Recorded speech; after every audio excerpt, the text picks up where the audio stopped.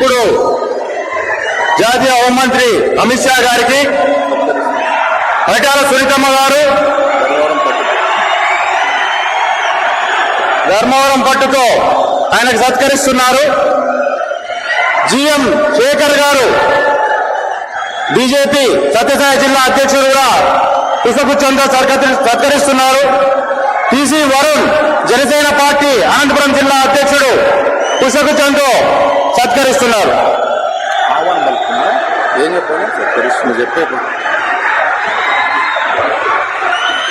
అట్లానే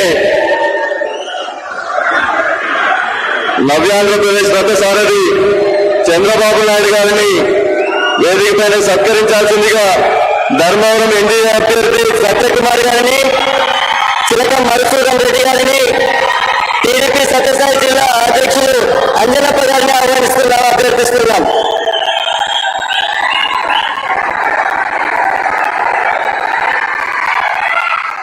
ఇప్పుడు కేంద్ర హోంమంత్రి అమిత్ షా గారిని మరియు చంద్రబాబు నాయుడు గారిని సత్కరించాల్సిందిగా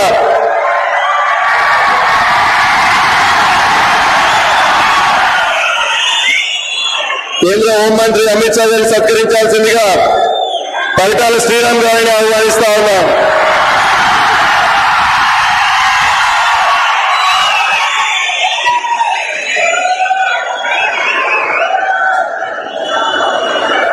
ఒకసారిగా అందరూ గట్టిగా చెప్తాము, భారత్ మాతాకి, భారత్ మాతాకి. నరేంద్ర మోడీ గారి నాయకత్వం, అమిత్ షా గారి నాయకత్వం, చంద్రబాబు నాయుడు గారి నాయకత్వం, పవన్ కళ్యాణ్ గారి నాయకత్వం, సత్యకుమార్ గారి నాయకత్వం.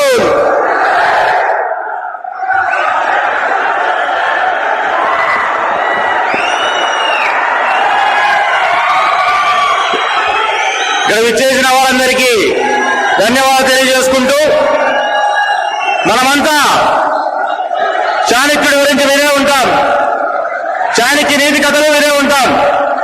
కానీ ఈరోజు మనం ఒకటి గుర్తుపెట్టుకోవాల్సింది ఏంటంటే, ఈ భారతదేశ ఖ్యాతిని ఖండాంతరాలుగా దాటించేందుకు కృషి చేస్తూ ప్రయత్నం చేస్తున్న మన ప్రధానమంత్రి నరేంద్ర మోడీ గారి ఆదేశాలను, మాటలను వ్యూహాలుగా మార్చుకొని ఈ దేశంలోని అతి గొప్ప వ్యూహకర్తగా ఈరోజు ఆయనకు ఒక పేరు వచ్చింది.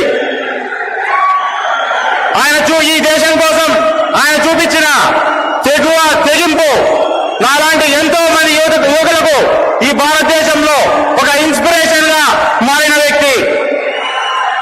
ఈరోజు నిపుణు తప్పిన నిప్పుల్లో ఉన్న ధర్మవరాన్ని ఒక బడవాదిలా మార్చేందుకు బ్రహ్మాండమైన ప్రసంగాన్ని ఇవ్వడానికి, మన అందరినీ మేల్కొల్పడానికి రేపు రాబోతున్న 2024 సార్వత్రిక ఎన్నికల్లో ప్రతి ఒక్కరూ ఒక సైనికుల్లా కాదు, ప్రతి ఒక్కరూ ఒక సైన్యంలా పనిచేసే ధైర్యాన్ని ఇవ్వడానికి మన ముందుకు విచ్చేసిన మన జాతీయ హోమ్ మినిస్టర్ అమిత్ షా గారు మాట్లాడాల్సిందిగా కోరుతున్నాము.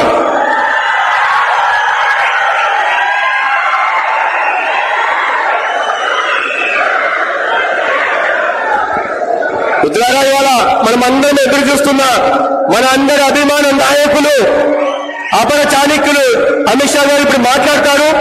వారు మళ్ళీ ఇప్పుడు తెలంగాణ వెళ్లాల్సి ఉన్న కారణంగా ప్రచార కార్యక్రమం గురించి మొదటగా వారు మాట్లాడతారు.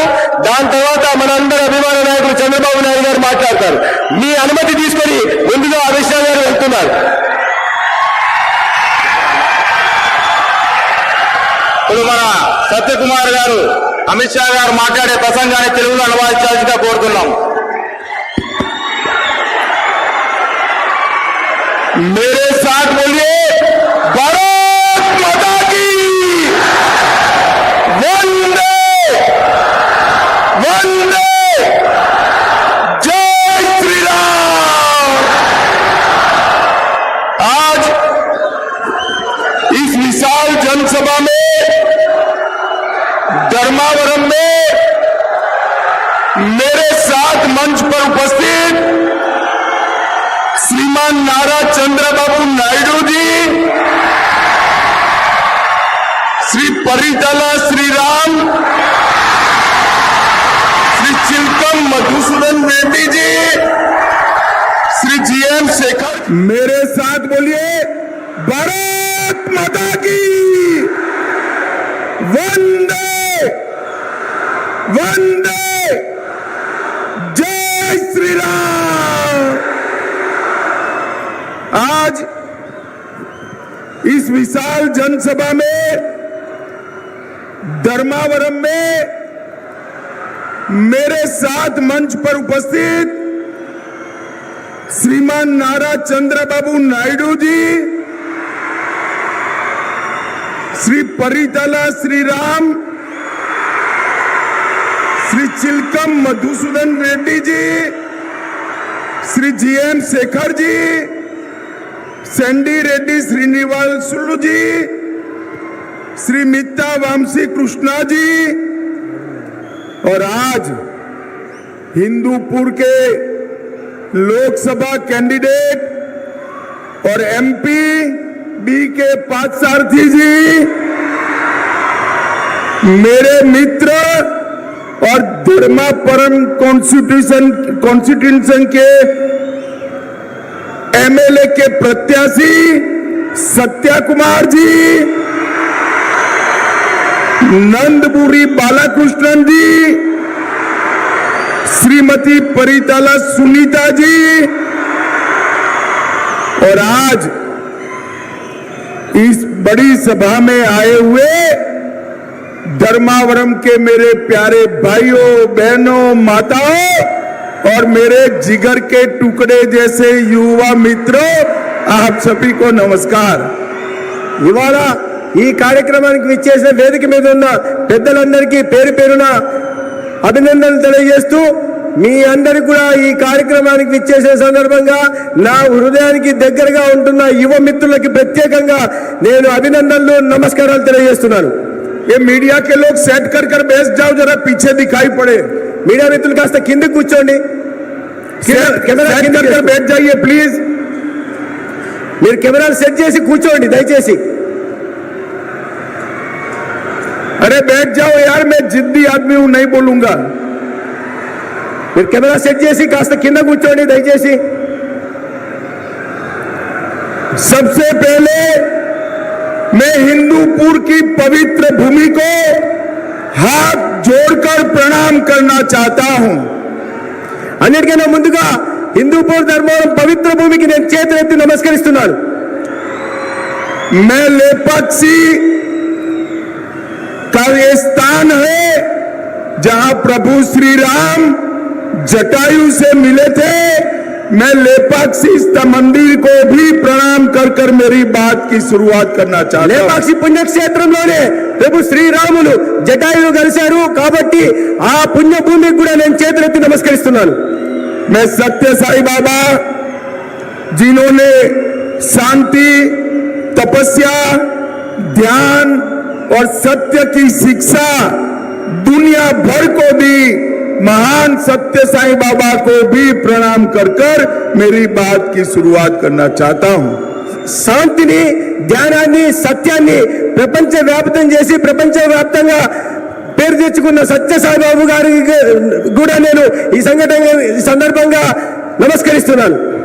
भाइयों और बहनों, आंध्र प्रदेश में इस बार भारतीय जनता पार्टी, जनसेना और तेलुगु देशम पार्टी संयुक्त रूप से भ्रष्टाचार, अपराध, माफिया और कन्वर्जन के खिलाफ अपनी लड़ाई लड़ रहे हैं। मैं ये लड़ाई को ताकत देने के लिए यहाँ आया हूं।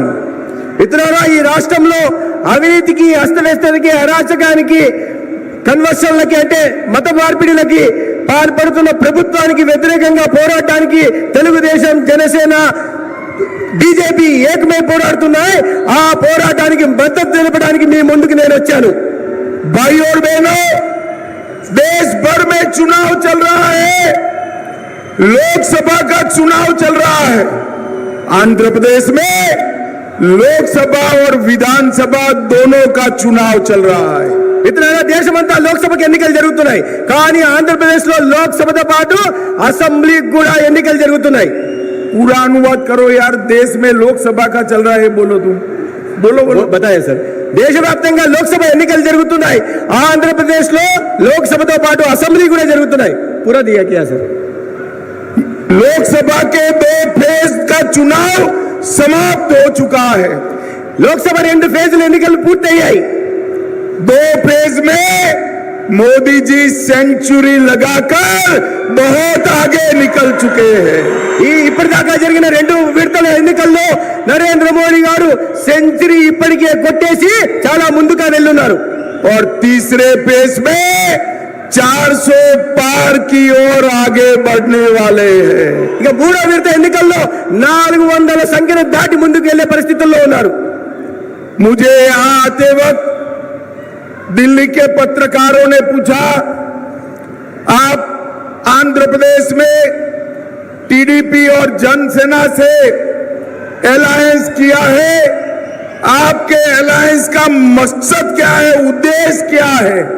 నన్ను ఢిల్లీలో పత్రికారులు అడిగారు, పత్రికా మిత్రులు, మీరు ఆంధ్రప్రదేశ్ లో టీడీపీతో జనసేనతో ఇదిపై పొత్తు పెట్టుకున్నారు, ఆ పొత్తు వెనుక ప్రధాన కారణం ఏంటని వారు అడిగారు.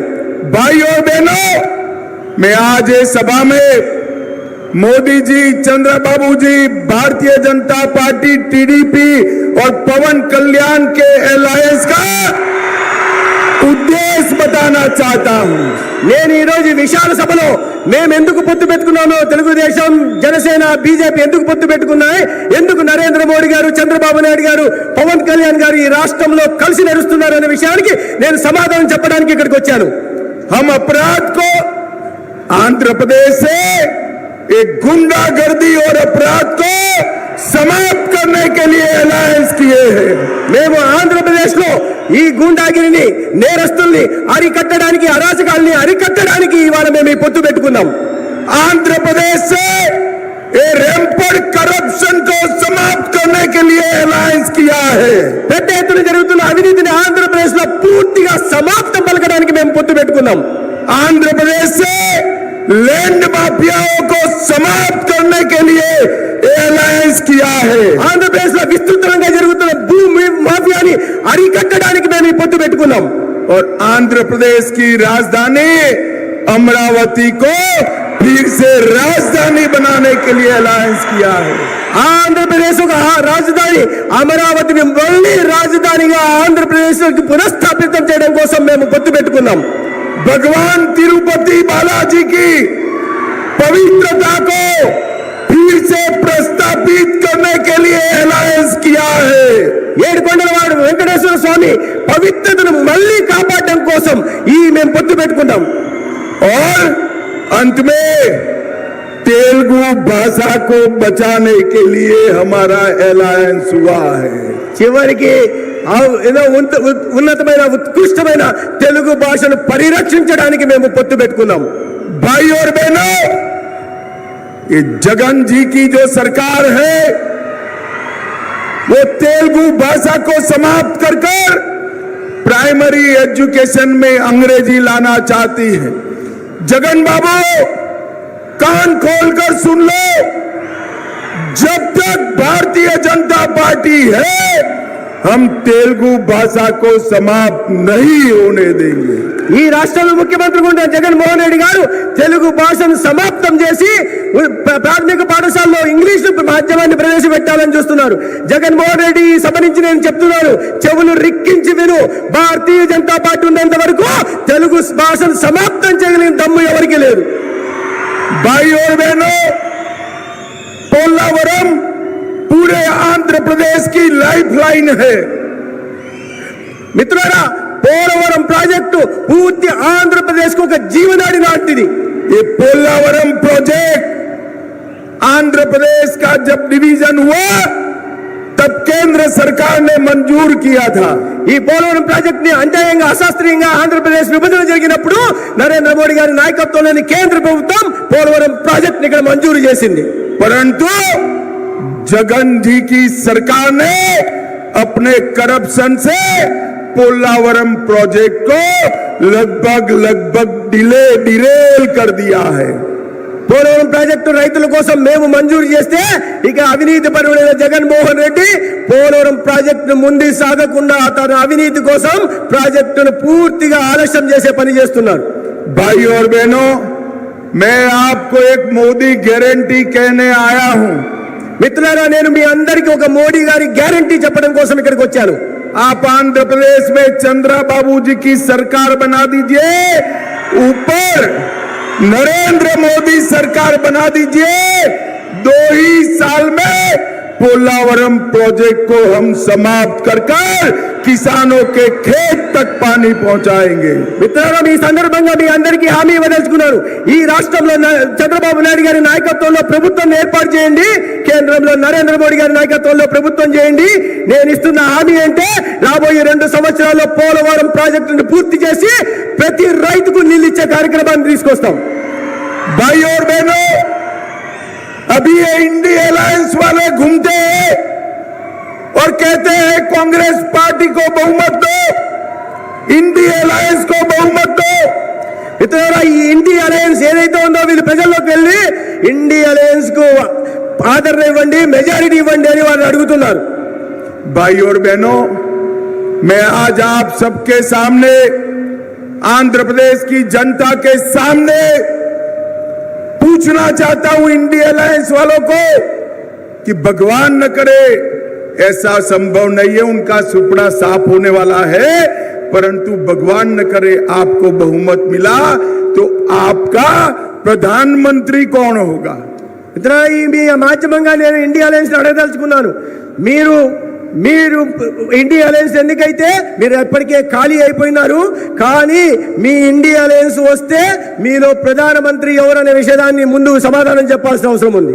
भाइयों बहनों, आप मुझे बताओ, क्या शरद पवार जी प्रधानमंत्री बन सकते हैं क्या? ఏం మిత్రులారా, మీరు చెప్పండి, శరద్ పవార్ ప్రధానమంత్రి అయ్యే అవకాశం ఉందా? जोर से बोलो, शरद पवार जी प्रधानमंत्री बन सकते हैं क्या? గట్టిగా చెప్ప ममता बनर्जी बन सकती है क्या? स्टालिन बन सकते हैं क्या? उद्धव ठाकरे बन सकते हैं क्या?